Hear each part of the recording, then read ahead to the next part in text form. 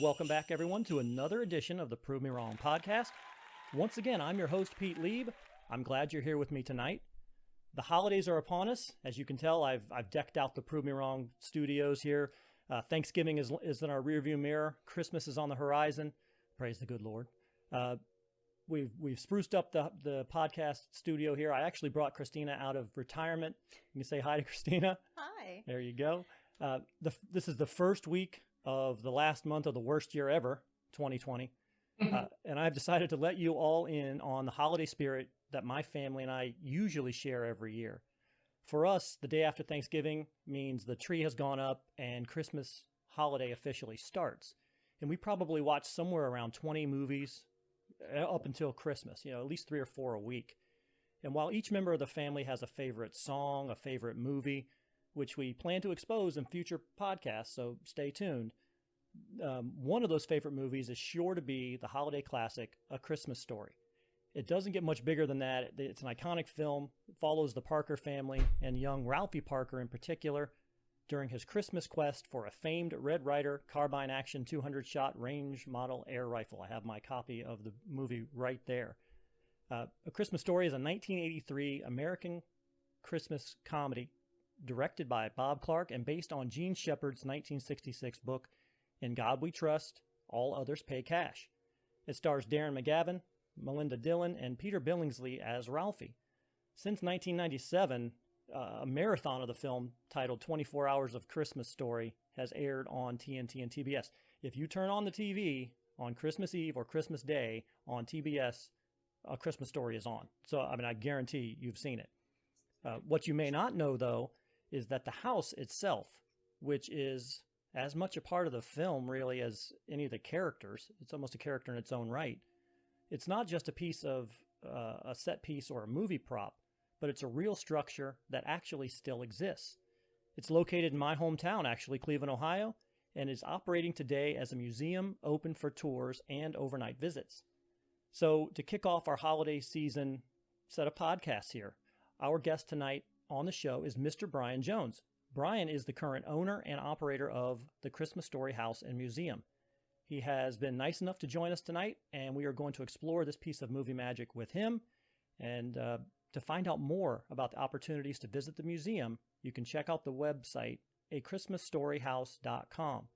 But for now, let's go ahead and welcome Brian to the Prove Me Wrong podcast. Hi, Brian. How are you? I'm doing good. How are you doing? I'm great, thank you. There's quite a lead in there. But what I would want to know first from you, if you don't mind, is you are the current owner of the property.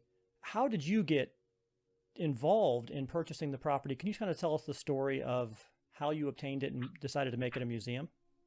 How far back do you want me to go? Like when I had a company, when I found it on eBay, or Let's start with, because I heard something. I see the little leg lamp in the background there. Let's start with from the leg lamp. How you sold leg lamps first, right? Yeah. So my family had always been fans. My mom found A Christmas Story in the late '80s, actually on HBO at the time. It was on TNT and TBS at that time. And we just sat down and watched it. And instant family favorite, classic. Always loved it. My big dream in life was to go to be a jet pilot and astronaut in the Navy. Obviously, well, they're not astronauts at NASA, but a jet pilot in the Navy, and then move on to be an astronaut at NASA. So I went to the Naval Academy, and then when I got to flight school, I failed the vision test. More than a little disappointed. My parents, I got re-signed to be an intelligence officer, which, it's not being a pilot. It was okay. But more than a little bummed. I'd worked all my life for this. I wanted to be that since I was a little kid. So they were just trying to think of something to try to cheer me up, gag gift or whatever. And so somehow they settled on that they should make me a major award for dealing with my life's disappointment well, or just something to cheer me up. So they went frame by frame, got the pictures of a crate and made it like I'm looking at it right now. It's still in my office. I still have it. And sent it to me just kind of as a gag gift, cheer you up joke. And I thought it was awesome. I was like, where'd you get this? And they're like, get that. Nobody makes those. We had to, this is 1998. We had to make it ourselves. So they went down to the garment district, got a leg, a fishnet stocking, and a garter, all that stuff, and sent it to me with not telling me. And it shows up. I'm like, what's this? And so I thought it was really cool. And my mom just offhandedly says, that other people were interested, and that would make a decent business, making and selling leg lamps. Well, leaving the Naval Academy, 6 years for my Naval Academy education. So I don't think anything of it. I've never run a business. So I go off and do my first tour, get in my second tour, and I'm like, yeah, the Navy's not for me. I didn't sign up to be an intel officer. I wanted to be a pilot, so I'm going to go do something else. I looked at all kinds of stuff. I could do this and that. And I always heard owning your own business was the deal. You could do your own thing. You felt just more connected to it. Way to make more money. Probably also a way to lose a lot of money, but I was hoping for the make more money part, which has turned out pretty well. And so I was just sitting there one day, and I was like, I looked at a bunch of other stuff. Running Home Depots, working a corporate job, doing taxes, doing real estate. And I was sitting there, I should run my own business. I'm like, what should I do? I'm like, they said, I should sell leg lamps. My buddy was sitting next to me. He's like, I'll build you a website. He was a computer science major. He just built one for his dad's flooring store. And so I was like, okay. And so then I figured out what you had to do to make a little corporation in the state of California. And I just started figuring out all the parts I needed and started tooling together leg lamps in my condo. So I had leg lamps stacked everywhere. They're stacked here, they're stacked there. And it would just basically make them out of my condo and ship them at the corner. And this is 2003. I'm still in the Navy. I'm just kind of moonlighting, seeing how this will do. But then it did well enough. I sold 500 the first year, that's pretty good. Yeah. Wow. So I got out of the Navy the following year, September of 2004. Things were going really. I had it made overseas. I had about 2,100 lamps, and figured, probably about 3 years supply. I sold almost all of them that year. At the same time, my wife was on deployment to the Middle East. The captain of her wife's ship noticed the listing. I'm not exactly sure how, that a Christmas story was for sale on eBay, because he knew what I did for a living, and he just thought it was kind of interesting. The executive officer purchased a leg lamp for his stateroom. It's kind of a joke. So I think he's just trying to figure out, hey, what's more about this? At first, he thought I saw lava lamps. I had to tell him, no, leg lamps. He's like, what? I thought it was funny. So she just kind of emailed me like 5 or 6 days after he had told her. I kept pestering her, hey, you got to send this to your husband. He'd even print something out and send it up to the bridge while she's driving the ship in the middle of the night. So finally, she's like, oh, yeah, by the way, did you see they're selling the house for a Christmas story? I was like, no way. So I immediately stopped reading her email. It's just like down, in the second paragraph of her email. I was like, no way. So I stopped right there, stopped reading her email, went right over to eBay, searched a Christmas story, found a Christmas story house. I was like, wow. They're asking $99,900 for it. Wow. And I was like, I'm going to buy it. I took all 2 seconds. First off, I had to figure out where Cleveland, Ohio was, because I'm a kid from the West Coast, grew up in Hawaii, California. I'm like, I don't even know. I knew one guy from Columbus, Ohio at the Naval Academy. I've heard of the Browns, but, it's on a lake. This will work out. Why not? So within about 30 seconds, I did a little contact seller thing to the eBay page. Said, hey, my name is Brian. I'm really interested, in your house. I'd like to buy it. Here's my phone number. Gentleman called me the next day. He discussed it. He said he had the bidding up to about $115,000. I don't know if that's true, because you actually couldn't bid on the listing. It was more kind of a advertisement. Yeah. So I said, well, would you take $150, which is all the money I had from selling leg lamps and whatever, and would you take $150, sell it to me now, and stop the bidding? Him and his brother own it jointly, so they called his brother, talked to him about it, called me back in about 5 minutes, said, yeah, it's yours. And so I sent a deposit, and I went out. So I bought basically a beat down rental property in Cleveland, Ohio, basically across the country, that at one time had been in a movie. So let me back up real quick before we get into because that's the long spiel of how I ended up here. I still have questions about the leg lamp. So okay.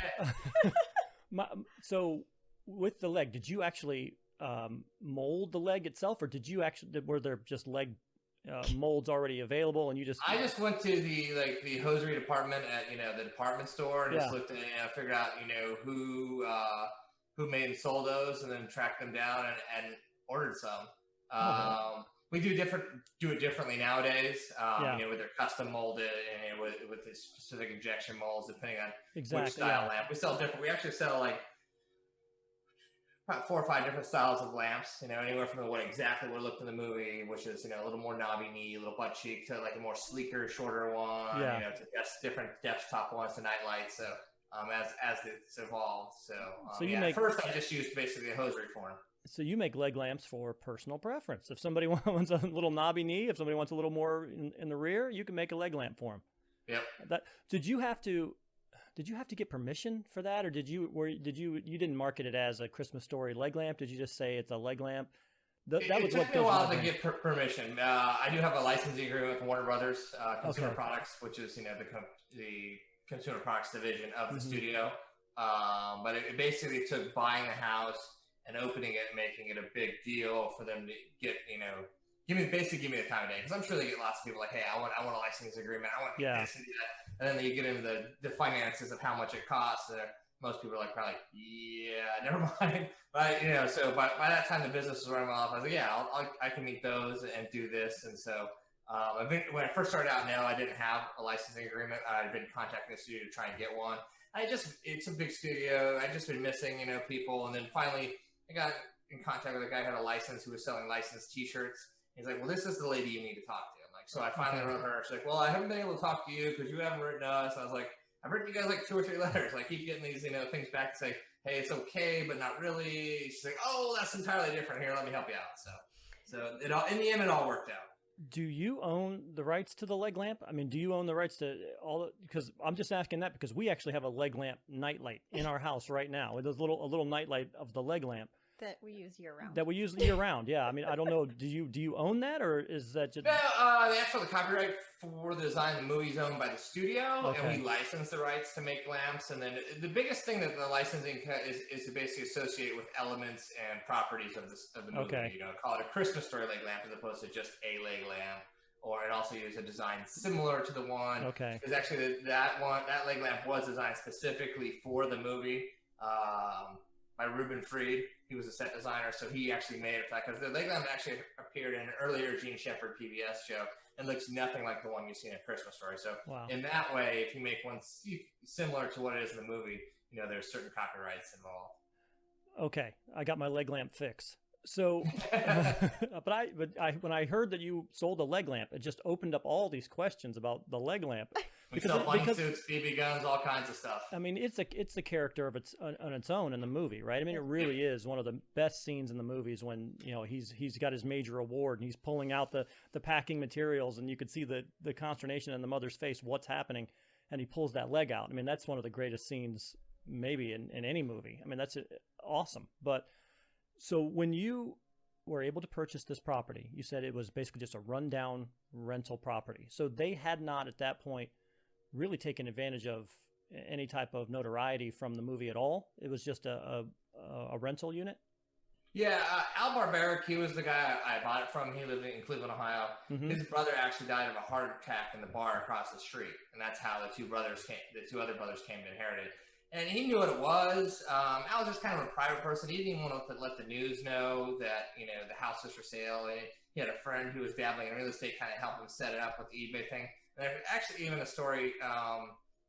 The gentleman who played Flick, Scott Schwartz, was also interested in the house, but they missed each other at a Cleveland baseball card movie collectible show, because when Al showed up there, Scott wasn't on the list because he signed up late, so Al didn't think he was there, even though Scott was there, and then this whole thing. And so then he just went home. He's like, instead of going in to see if he was, he just like, okay, I guess he's not here, I'll go home. And then that's how it ended up on eBay, and that's how I found it. So I beat Flick out for the house, and sort of just by chance. And we weren't both bidding against each other, just that, and I'm sure for him too, he was like, what am I going to do with this house? Sure, it's a house from the movie, and it's in Cleveland, Ohio, it needs a lot of work, So you said you basically took all the money you had to purchase the house. Yes. What more, I mean, it had to cost a substantial amount to then remodel that into the movie version. I mean, how long did that take? Was it always the idea that you were going to make this into a museum? Were you not sure what to do with it initially?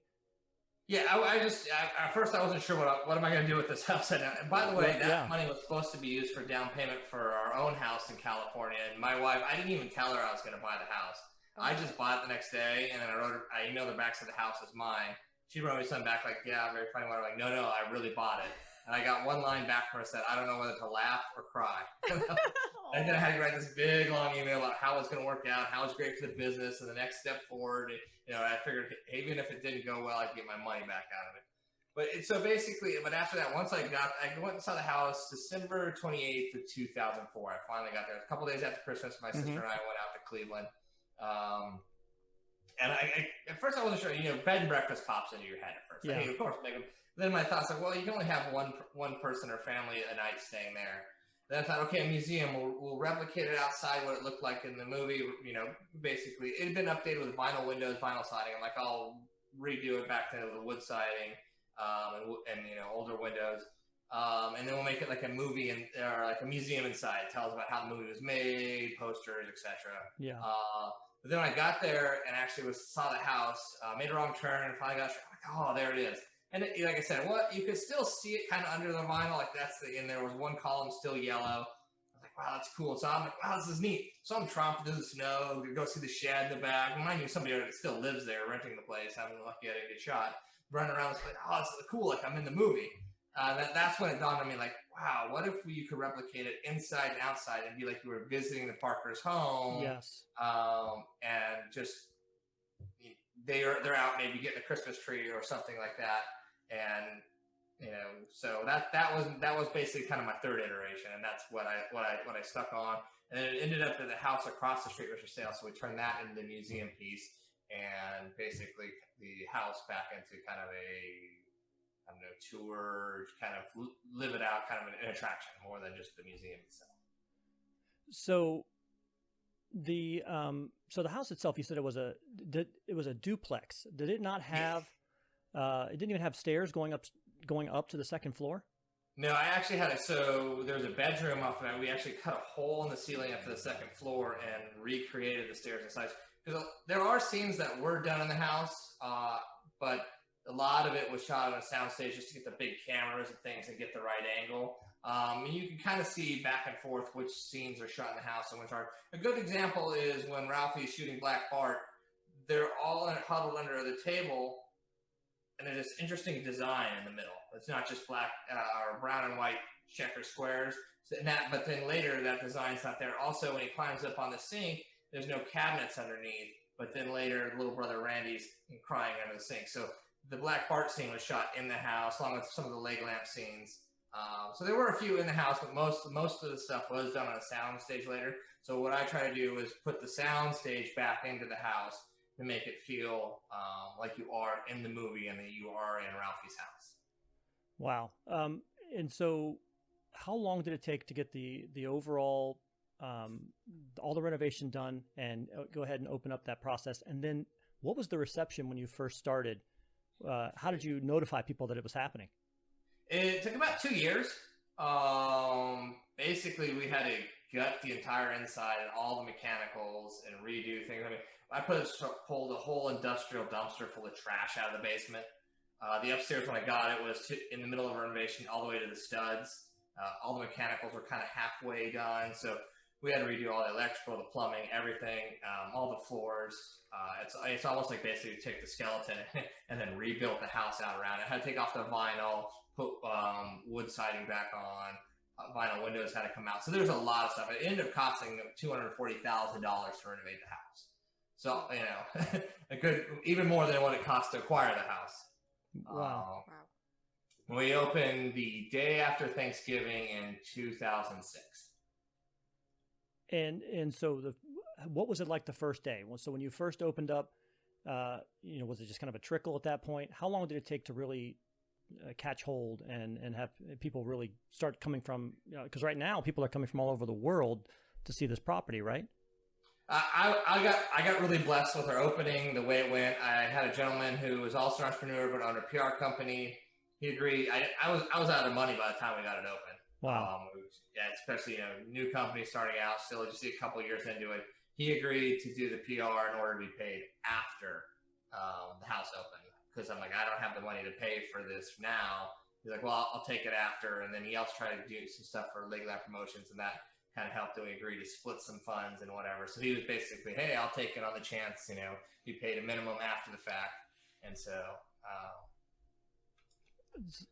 that's fabulous. So what can somebody do now when they go into the property? So when they go in the house, now it's been completely renovated. It looks like the movie itself. What are you able to do when you go in? I mean, are you able to, sit on the couch, sit on the bed? Are you able to get under the cabinet like Randy when he was afraid that the old man was going to kill Ralphie? What can you do? Yeah, and I forgot to mention too, it was like a 75-degree day in Cleveland, Ohio, the day after Thanksgiving, when it should be like, in the 20s, 30s, 40s if you're lucky. That's beautiful sunny day, like I was opening in the middle of summer. So we had like 4,000 or 5,000 people. Oh, for sure. The line to get in was 4 hours, 3 or 4 people deep, all the way down the block. So that was just amazing. I'm sure if we had snow or rain, it would have been much more of an issue. So when you go to the house, we basically, it starts in the gift shop, which is across the street diagonally. And Christopher House is actually a campus. We have 4 buildings on like 6 different properties, a couple parking lots. So there's kind of a little, when you get there, there's things to go see. Where do I start? So you start in the gift shop. We give you a little spiel as we come across, basically, why they chose Cleveland, why they chose this house, the history of it, interesting things about how it was filmed, why Bob Clark wanted to do it, how he got it made, who Gene Shepard was, because a lot of people just aren't aware of any of this stuff. A little bit about how I purchased the house, because that's an interesting story that most people aren't aware of. So we give you about 15 minutes there, and then you're free to roam around. Unlike Graceland, where everything's kind of behind a rope, because it really was Elvis's house, this has all been a recreation. We've worked to get all the props that are very similar or the exact same thing, but they weren't the ones on set, so you can touch and feel everything. We got a leg lamp and a crate that you can pick up with a pretty cool picture. A picture next to the leg lamp, you can sit on the couch. The radio is generally playing some Little Orphan Annie. The Christmas tree's there. We got the props of the trucks, the fire trucks the kids got Christmas morning. The dad's blue bowling ball. And it's funny, it never dawned on me when I was making the house or renovating it back that people would want to crawl in their sink. It's obvious, but so people start doing that. We had to repair the cabinets like 4 times because we hadn't made the hinges strong enough. Because people will lean on that to lean in to get a picture. But it's pretty wide, big. I'm 6'3", 200 pounds. I can fit underneath there. Yeah. We took some of the piping out eventually just because you don't need the sink to really work. And so people wouldn't bang their heads on things like that. The whole kitchen's redone to look exactly like the movie. And then you go upstairs. There's Ralphie and Randy's bed.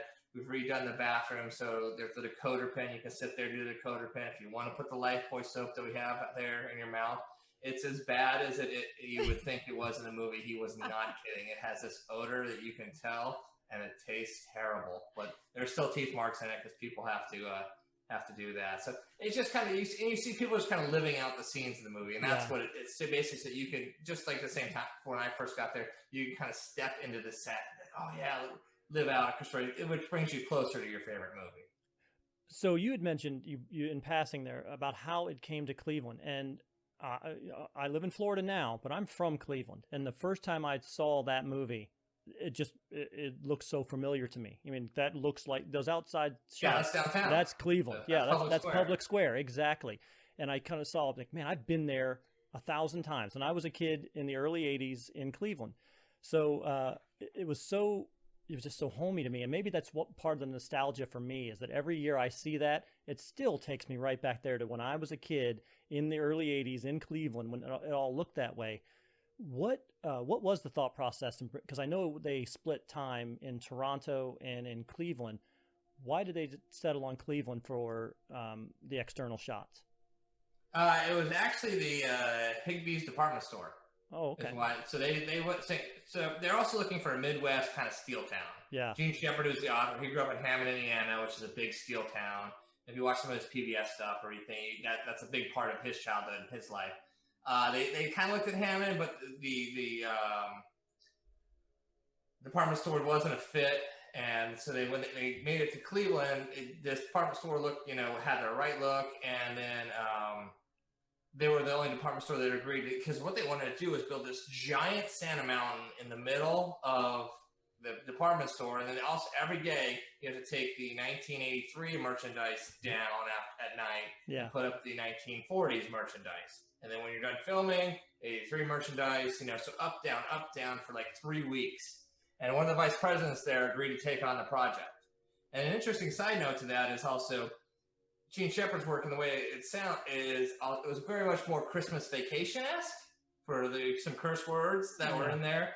and the Higbee company said they couldn't be associated with a movie that had that kind of language. Oh wow! So they allowed the vice president to go through with a red pen and take out all of that stuff. So like the dad cursing or whatever was more actually cursing, and now it's like but no actual curse words.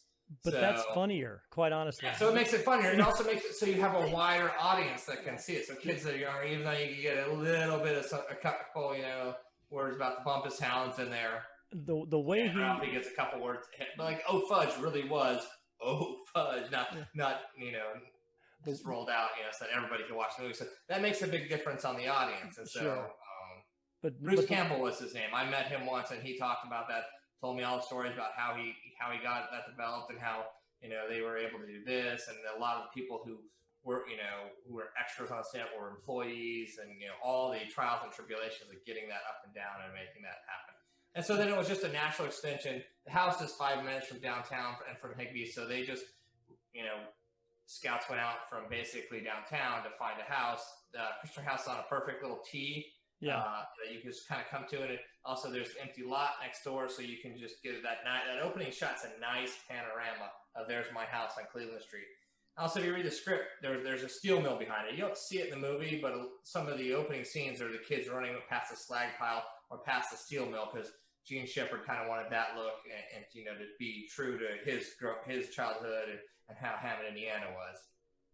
You have a question, Christina? I just had a question. I know it just popped in my head. But has your family ever spent Christmas there? In the house? I might spent Christmas there. We spent the night.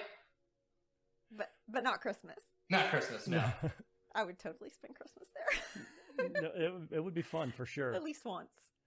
But to your point with the swearing, I think that the way that Darren McGavin played that and the dag nabbit and all that just grumbling that you knew was profanity, but you couldn't actually hear it, that was hysterical. That was so funny. So it's even funny in and of itself. Yes. It's kind of but like I said, if it had been the other way, it's not as cute. It's not as funny. No. Yeah. Well, and I just figured out today, or I found out today, that Jack Nicholson had also read over the script and was interested in the part of the old man originally. And boy, am I glad that he did not get that. I mean, I just think it's very different. Oh man, it would change the whole movie. Yeah. Jack Nicholson's great, but he's always Jack Nicholson. And he always kind of does a version of himself. Whereas Darren, one of my critiques of most movies like that is usually they make the dad an idiot. The dad's an idiot. The mom is super competent and knows everything and runs the house. And this had a little bit of that. But then when it came right down to it, dad was the one that saved the day. So they redeemed dad at the end of the movie. That's why I love it, because I think in a lot of those cases, they would just let dad continue to be a buffoon. And, mom was sharp as a whip, and she was so funny in that movie as well. But they redeemed it for me because they let dad be the hero at the end, while mom didn't want to buy the Red Ryder, dad got it for him. Dad picked up on the clues, even though he acted completely oblivious. So, I mean, that was just tremendous to me. You also have the Bumpus house now, right? I mean, isn't that part of your property now? Is the Bumpus this? Yeah, that's to the left. So it is where the Bumpus house was in the opening of A Christmas Story. The lady who lived there for, I think, the 70s, she finally passed away, and her daughter wanted something special for her mom's house. I agreed to buy it. I said, hey, we'll turn it into Bumpus house. It'd be kind of something fun. Joyce always liked sitting out on the porch and greeting people and talking to people about what was going on. A little bit of activity in the neighborhood. So we have that now. That is over for overnight stays, both upstairs and downstairs. And that obviously doesn't show up in the movie. So is that also made out in the 40s? So it's kind of a, how do you describe it? It's got a 40s feel to it with kind of modern conveniences, but we definitely kept it with 40s. All the bathrooms are black and white tiles, and just it's got all the wood floors. The setup, the decor is all 1940s with a flat screen TV. Any thought to where do you keep the 675 dogs? Yeah, the 785 smelly hounds. Where do they stay? Yeah. We unfortunately, it's like no hound dogs because hound dogs are hound dogs. Yeah, create a problem. And last thing I need is somebody to get bit by a hound dog. So, do you? Is there any plan? And I'm just throwing it out there because from every indication I got, Flick and Schwartz lived on the same street. So I don't know if there's ever any, and there is no direct, hey, this was Flick's house or this was Schwartz's house. So you could really kind of pick and choose which one of those houses you want. And suddenly you've got the entire Christmas Story neighborhood. That's just me. You can have that one for free, Brian. But just an idea that always stuck to me, boy, all of a sudden you've got them all. And then you've got an entire neighborhood of Christmas Story. That would be fabulous. I don't know if that's ever, anybody ever came to you and had that idea. Yeah, no, we try to keep the neighborhood, an actual neighborhood, as opposed to like, I think if you started to buy up too many properties, it becomes more of an amusement park and not That's real. True. You use some of the, and I have had people who offer to sell me their houses at different times. I was like, what do I do? And a lot of this was before VRBO and Airbnb came up. I was like, what do I do with these houses if I buy them? They just become rental properties, and owning houses is a lot of money, and there's always something to fix. And I was just kind of like, wasn't really sure what we do with them, so I passed on a couple of those while there. So the property across the street is the museum. How did you get a lot of the artifacts that you have in the museum? How did you obtain those? Were those given? Do you have a relationship with the movie studio that helps provide some of those things, or have you had to go out on your own and do that? No, so a lot of this stuff actually finds me. So people find out you're doing the Christmas Story house, and then they'll contact you, like one of the cars from the movie that's the same model as the one the family had. It's not the exact one they used for the family, but the same model of car. The guy who contacted me, I was like, oh, cool, it was in the movie, great, and it looks like the same. So it sets the scene. Yeah. The costumes, I was just talking to a guy in Canada. He was doing a documentary called Road Trip for Ralphie, and he was going to all the places that they filmed the Christmas Story, looking up all the old licenses and permits to film and going to different places. And then he just came down and he just looked through the credits, and down there it says Thunder Thighs Costumes, Linda Kemp. And so he just calls her up, like looks her up and like, you don't by any chance have any of the costumes for Christmas Story? This is a quarter century later, mind you. Oh yeah, I have all of those in here. There's whatever I can find. Plus she had this binder. I have this yellow binder that I purchased from her. Has all of her notes, all these Polaroids to keep consistency. Because mind you, they'll film in Cleveland, and 3 weeks later they're going to film on the set. So it's got to be the same clothes. And right. It's an amazing just treasure trove of how the movie was made and the little behind the scenes things that most people don't anticipate went on. So yeah, I went up there. She had costumes everywhere. I even have the 2 costumes from Flash Gordon and Ming the Merciless. So if you watch the credits closely, at the end, Flash Gordon and Ming the Merciless still get their credit lines, but it was a fantasy sequence where Ralphie's saving Flash Gordon from Ming the Merciless with his BB gun. He's in this space cowboy outfit. So we have those on display. And that's one of those cool things. That guy at the same time was helping out with the Victoria School in Toronto, and they're tearing it down. So you got Miss Shields' chalkboard. Well, they were renovating it to turn it into a women's shelter instead of a school. So you got Mrs. Shields' chalkboard or door for the museum. Just stuff, kind of, and then people who grew up in Cleveland in the 80s, like, oh yeah, I had shots. There's a gentleman down the street. His name was Jim Relovitz. He delivered the crate in the movie, which is another funny story about why the crate is kind of smaller and some of the letters are missing from it. But he had all his pictures from when it was going on, pieces of the script, things just kind of tend to find out. Then our fans pointed out that one of the company was selling one of the BB guns, so I purchased that. So things just kind of tend to find me. So I didn't know what for sale, but a fan on our Facebook page said, "Hey, have you seen this? Like, we'll take that." So, and you can purchase. Can you purchase the bunny suit there at the we sell shop? So yeah, those are 2 things I don't have. I don't have the cowboy suit and the bunny suit. And we have one of the BB guns. Peter Billingsley has those. A BB gun, a bunny suit, and the cowboy suit. He got to keep those from the movie. But yeah, we sell replica bunny suits, replica hats. If you can think of it, we have it in our gift shop.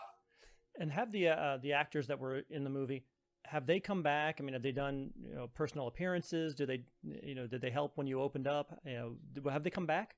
Yeah, so we when I was first starting out, probably 05, maybe to like I think 2013, we used to hold conventions, Christmas Story conventions, and we had the actors out, and you could come meet the actors. Mm-hmm. They do autographs for a fee, and just that was just kind of part of the thing where it was kind of cool to meet the guys who are kids or now adults. People would love to get a picture of Scott Farkas getting bullied. He do this, say uncle. So we would do those. So yeah, they came out. I had a bunch of them out for the grand opening, and then for the conventions, both before and after the grand opening. And we get probably about 4,000 or 5,000 people would come out. We hosted one of the hotels in downtown, right in Public Square, so you'd be right next to Higbee's and see the whole Public Square area. And then we do trolleys back and forth between the house and the hotel. So obviously the bulk of the interest probably comes around the holiday season, but you're open all year round, correct? We are. Coronavirus has been interesting, but so we've actually recently shut down for 2 days out of the week. But we'll probably open that back up to 5 days a week. So December is obviously our best month. Mm-hmm. November. We do a really good business during summer because people are on summer vacation. They're coming through Cleveland looking for something to do. Hey, we'll be back here later. That's my favorite movie. So we'll have full packed days where every tour is sold out in July and August. And there were a couple of sequels to Christmas Story, and I don't know, I've never actually seen them, quite honestly, but there was one that was a summer story. Was the house actually associated with either one of those movies? The house was in My Summer Story, which is basically the sequel that was filmed in '94, so 11 years after. And kind of to your point earlier, Charles Grodin plays the father, and he's just kind of the bumbling fool. Yeah, exactly. So it doesn't kind of bring it back to where, like, hey, Dad's really smart. He's just kind of doing his own thing and just kind of letting Mom run the house. He's been working all day, so like, hey, I don't want to. I just want to sit down and relax after work all day. I mean, that was a little different. It's okay. And then they did. Later they did a Christmas Story 2, which was a straight to DVD, just terrible, thing. And that one was actually filmed up in Canada, and they used a different house and a different set. It doesn't look anything like it. It was basically, if you really want my opinion, it was just a money grab to be like, the curiosity factor. Oh, Christmas Story 2. This will be neat. And people will see it like, man, that was terrible. You're worse off for seeing it. Let's put it that way. Well, especially because the last 20 years has really seen that movie just explode. And so at some point, when the movie explodes now, okay, how can we make money off of this? Yeah. Whereas if it had been that big of a hit right off the bat, they may have had that movie 2 years later versus 15, 20 years later. Yeah. And been able to have the same cast. And yeah, you're right.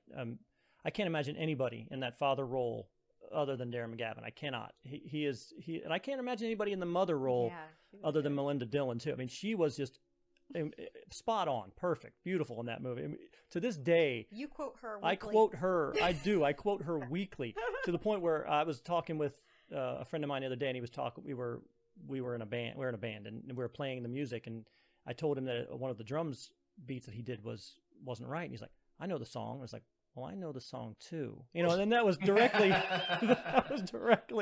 a Melinda Dillon reference. I do it all the time because her lines were the best. Yeah, subtle but obvious. Oh my goodness, it was so good. Can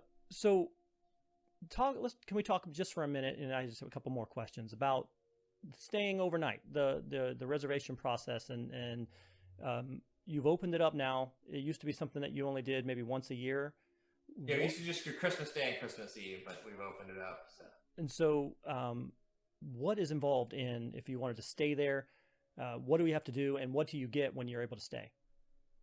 We have a reservation system that you can book. So we have the Christmas House, where you get the house basically from there's a third floor loft. So most people don't know it's really actually 2.5 stories. And also the back half of the second, I didn't know what to do with it. I thought when I'm renovating in 2005, okay, what do we do with this? Do I really spend the money to put the parents' room in there, but there's only seen one, and it was already a kitchen, so I just kept it a modern kitchen. I think maybe a curator would live and stay and work on property.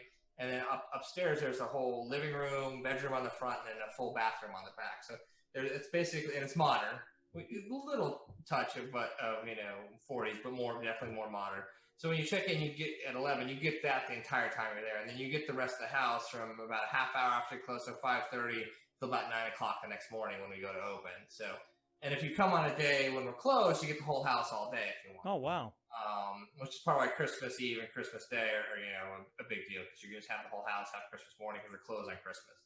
And then the Bumpus house next door, you get your whatever place.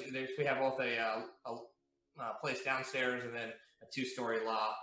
loft upstairs. You can rent the whole house if you want. There's a door that interchanges that we can unlock both sides, and you can go into it.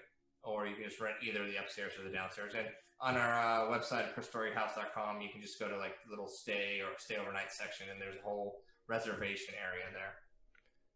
So, I mean, you're not there, but you're not there for the day to day. You have actual tour guides that are there.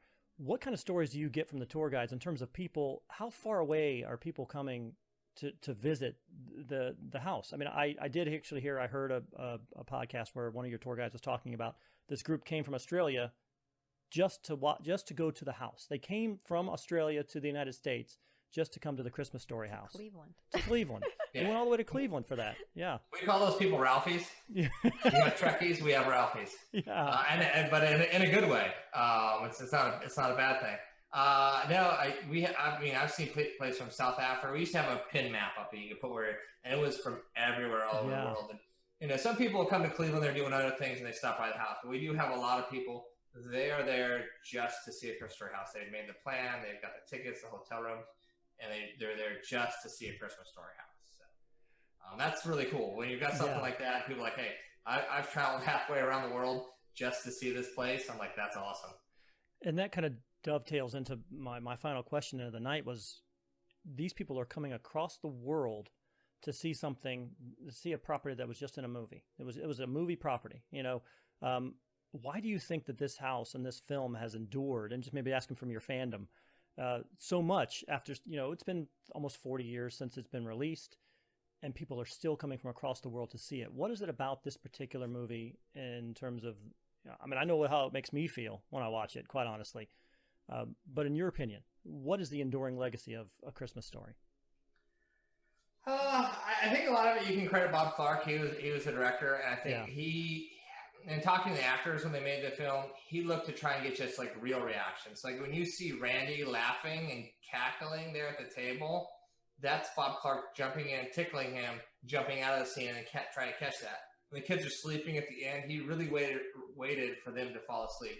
I also think it's about your childhood, and so it's basically a lot of Gene Shepard's little short stories of his childhood, and so you got being bullied, wanting to get this one thing, getting super disappointed, all that stuff happened to kids, and then it's not the perfect Christmas. Not like, oh yeah, everything was great. We lost the turkey. I didn't think I was going to get what I wanted, and I did get what I wanted. And hey, they were all right. I did shoot my eye out. But in the end, everything was okay. Even though everything wasn't perfect, it all worked out well. I mean, there's just little anecdotes like the dad popping the fuse or the furnace.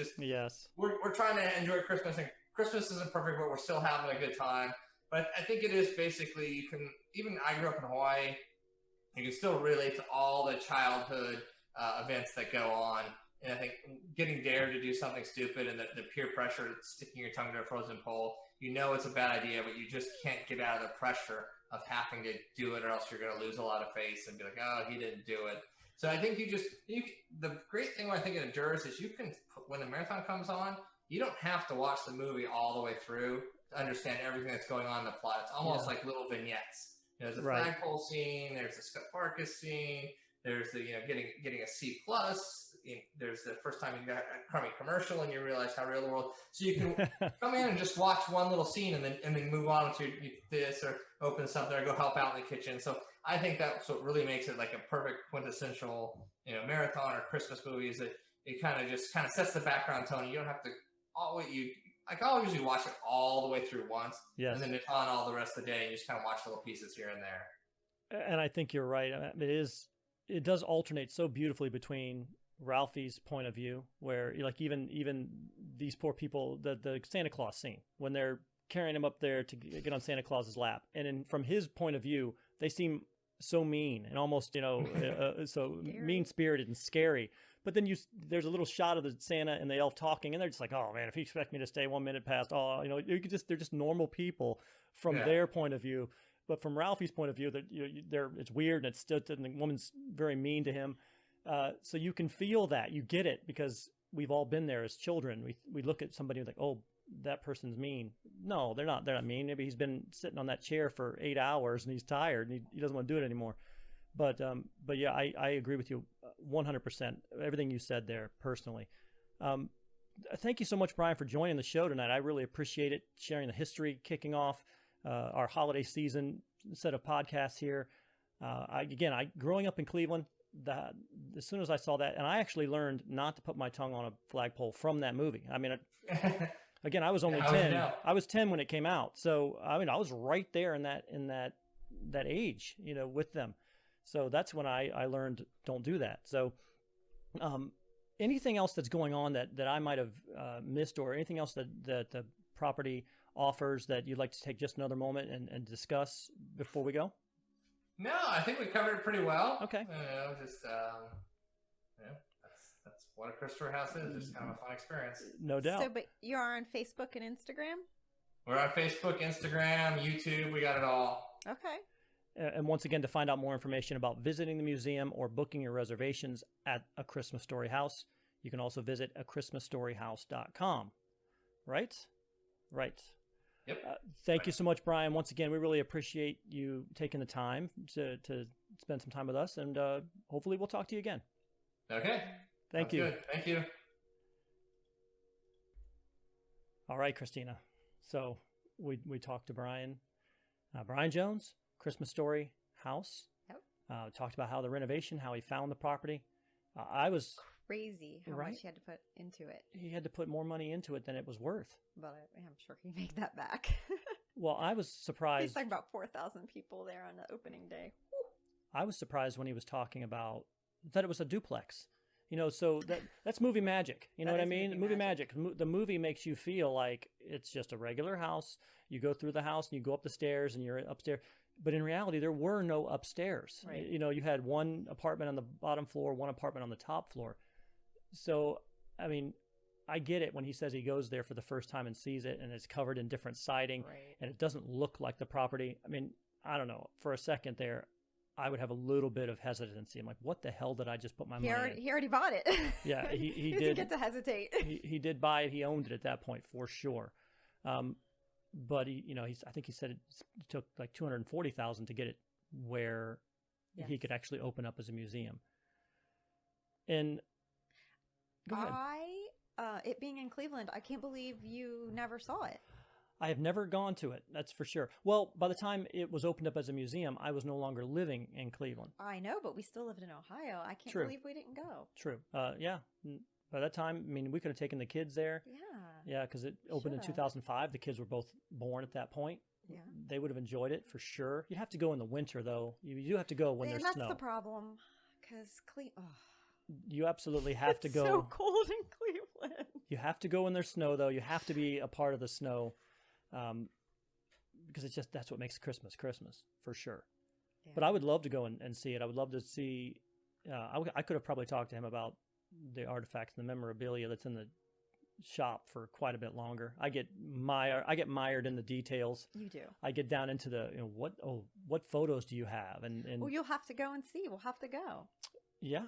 Well, because a lot like the Santa we were talking about and the elf he was talking to, they were just Cleveland extras that were in the movie. I didn't realize when you guys said Higbee's. I didn't know that Higbee's was. I thought maybe that was like Lazarus, and they just called it Higbee's. No, Higbee's is a real place. That was a real place. I don't know that they're still there, but we didn't have them in Columbus. The actual plaque is still there. Okay. So the plaque from the movie is still there, the Higbee's store. But yeah, no, that very first scene. So you shopped at Higbee's? Well, I was definitely down in Public Square. We went down there quite a bit. So that's why I said the first time I saw it, I said, wait a minute, I know that place. I've been there. That's always fun when you're young and you see something on the television and you're like, wait a minute, I've been to that place. I've seen it. Yeah. It's always nice. But that movie definitely gives me Ohio vibes and just the feel, the Midwest feel, and I love it. And we'll talk about our favorite Christmas movies coming up. We'll talk about our favorite Christmas songs, our favorite Christmas movies. This is just a preview. Okay. This is the start. No, but I'm just saying. I think it's a perfect movie. I think the top 5 Christmas movies that I like are all perfect movies. Really. I think there are easily 5 perfect Christmas movies. And this is one of them. I would have to agree. Christmas Story is one of them. There it is, Christmas Story. It is an absolutely. when it's over, you feel good the entire time, and when it's over, you're sad it's over. You wish that there was another 30 minutes, a little bit more of Ralphie's Christmas Day. And he's not wrong about it being like little vignettes, because we do Right. play it all day on Christmas. We just let it play in the background of while we're doing everything, and you know, you just stop and watch a little bit, and then you just go on and do something else. But yeah, we generally watch it one time all the way through. Right. Also. No, absolutely.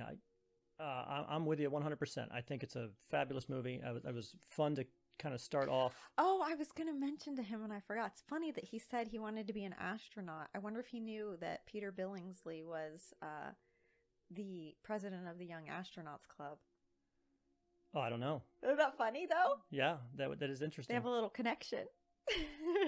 Well, I just think it's awesome that he's bought the place sight unseen. He had never even seen. Oh yeah, he has some faith. Yeah, he had a lot of faith. He was like, I'm doing it. I'm just gonna. Go I like that he sent his wife just an email. I don't know whether to laugh or cry. Oh, wow. But he's purchased quite a bit of the property now. So he's got the bump assist, he's got the museum, he's got the house itself. So it isn't just a quick.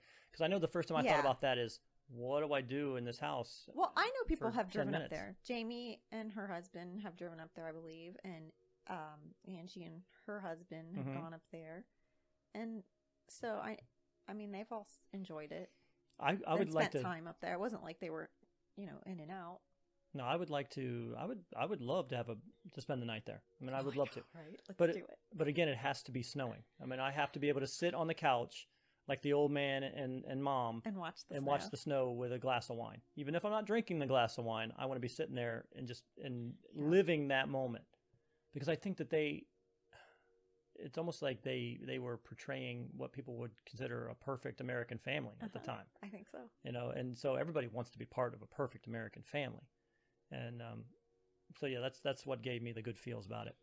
Yeah, I think our kids would love it too, to go spend the night. I agree with you. Yeah, for sure. Any and they're not young. No, I think they would both like it right now. That's what I'm saying. And they're not young. They would. I still think they'd enjoy it. No, I agree with you, 100%. So, anything else? Merry Christmas. Yeah, absolutely. So what do you all think about what we're talking about tonight, about the Christmas Story House? Have you ever been to a Christmas Story House? What was your experience there? I mean, it sounds like a great place to me. Again, I grew up in Cleveland, but by the time that I had left Cleveland and went to college and went to the Marine Corps, it wasn't a museum yet. It's only been a museum the last 15 years or so. Definitely something I wouldn't mind if I find myself back in Cleveland, going by and visiting. It sounds like a lot of fun. But what are your thoughts? I mean, what do you feel about the movie itself, A Christmas Story? I think it's probably one of the top 5, easily one of the top 5, if not the best Christmas movie ever made. I do think it's a perfect film. We'll talk more about that in the upcoming weeks. I'm not letting you out. But if you have any questions or comments about what we've talked about tonight with Brian Jones, you can email us, provemewrongcast@gmail.com. That's our email address. You can also drop us a note on Facebook or Instagram. Just Prove Me Wrong. That's the name of the program. You can just search that on Facebook and you'll find us. If you are looking to just hear the podcast itself, we're on every podcast platform that there is. We are on Spotify, TuneIn, iTunes, Stitcher, Anchor, any podcast app that you can find the Prove Me Wrong podcast. Like and subscribe to the show. You'll be notified when a brand new episode is released. We typically release them once a week. So like and subscribe, and you'll be notified every week when a new episode arrives, just like this one. We are also on YouTube. There is the scroll right there. Like and subscribe to the Prove Me Wrong podcast YouTube account, and you can see the video. So we have a podcast version and a video version. You can see how we have decked out the Prove Me Wrong podcast studio here, and like and subscribe, and you will be notified again when a new episode has released. Before we go tonight, our episode tonight has been brought to you by ZendoZones citronella burners from JT Eaton. They're shaped like fearless bug repellent tiki gods. So let Surf and Stan, Hawaiian Howie, and Luau Lily bring the islands to your backyard with ZendoZones citronella burners. ZendoZones uses natural 3% citronella candles and incense cones, perfect for patios, decks, backyards, campsite, poolside, and more. you can enjoy the outdoors again. They're available on Amazon.com and at select Ace Hardware stores, so go ahead and collect them all today. So once again, for Christina, who my lovely assistant, I brought her out of retirement. She's going to be with us on all of our Christmas themed. We're going to talk her favorite movies, her favorite music, maybe her favorite sweater, her favorite Christmas sweater that she has or doesn't have. I don't know. You're silly. She's got a lot of weird stuff. But for Brian Jones, Christmas Story House, and for Christina and Pete, this is the Proving Wrong podcast, and we'll see you again soon.